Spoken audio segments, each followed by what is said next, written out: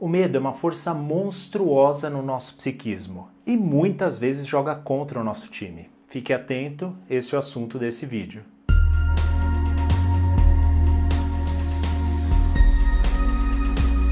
Olá a todos, meu nome é Fernando Fernandes, sou médico, psiquiatra e palestrante. E nesse vídeo eu quero conversar com você sobre uma força gigantesca que todos os dias move muito os nossos pensamentos e os nossos afetos. Essa força gigantesca é o medo.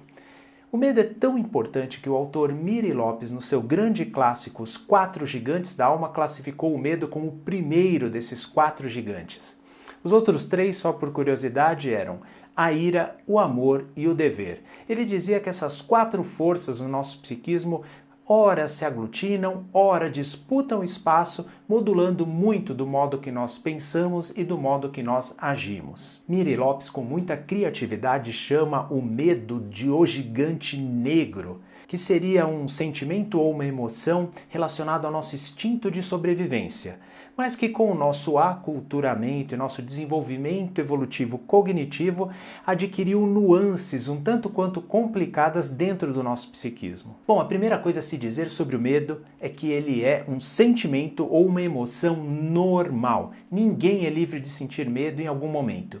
Olha, e eu arrisco dizer que desde o momento que a gente levanta até o momento que a gente se deita, todos os dias, em algum momento, com alguma intensidade, nós sentimos medo, seja de uma ameaça concreta que se apresenta para a gente, seja de algum pensamento, alguma hipótese que nos incomoda e suscita ali algum sentimento de medo em nós. Mas esse sentimento normal muitas vezes nos causa muito problema e nos causa muito prejuízo, e saber manejá-lo é bastante importante. É sobre isso que eu vou falar com vocês a partir de agora. Então fica comigo até o fim, mas antes de tudo, se você é novo aqui no canal, não deixe de se inscrever e clicar no sino para ser avisado de novos vídeos. E deixa também o seu like, que isso é muito importante para a divulgação do canal. Ninguém é livre do medo, e se você se acha medroso, saiba que muitas pessoas que nós consideramos corajosas e audazes tem que manejar o medo no seu dia a dia para conseguir ir em frente. Um caso que me chamou bastante a atenção foi do lutador de MMA Vitor Belfort.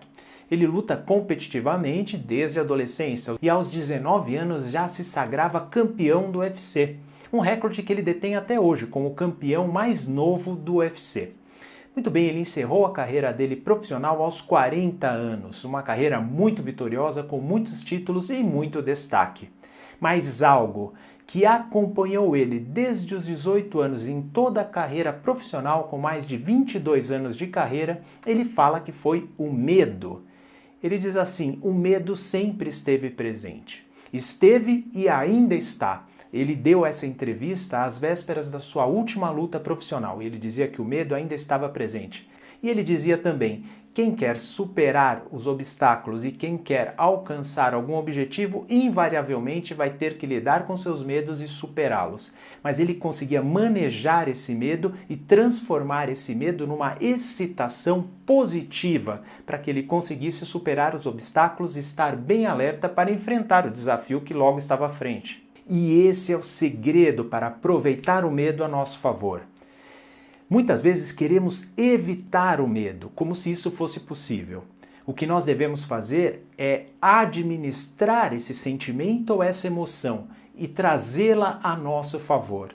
Então, o segredo da verdadeira coragem não é a ausência de medo, mas é o manejo adequado do medo, usando como uma mola propulsora para atingirmos nossos objetivos. De fato, o medo tem uma função adaptativa. O medo mobiliza o nosso pensamento, torna o nosso pensamento mais ágil, pronto a decidir rapidamente. O medo prepara o nosso corpo, aumenta a nossa pulsação, aumenta a nossa frequência respiratória, torna a nossa musculatura mais rápida para nós reagirmos prontamente a uma ameaça.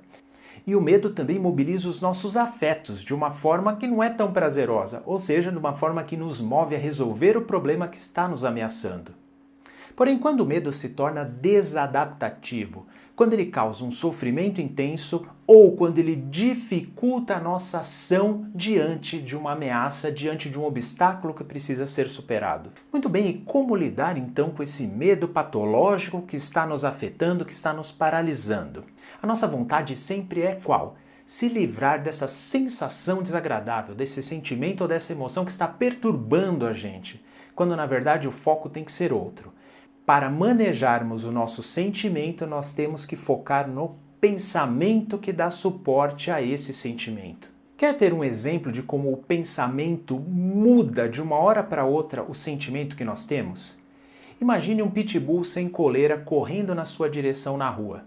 Você ouve o barulho, ouve o latido, você bate o olho, tem um pitbull correndo na sua direção. Imediatamente você é tomado por uma emoção pavorosa, por um medo muito grande.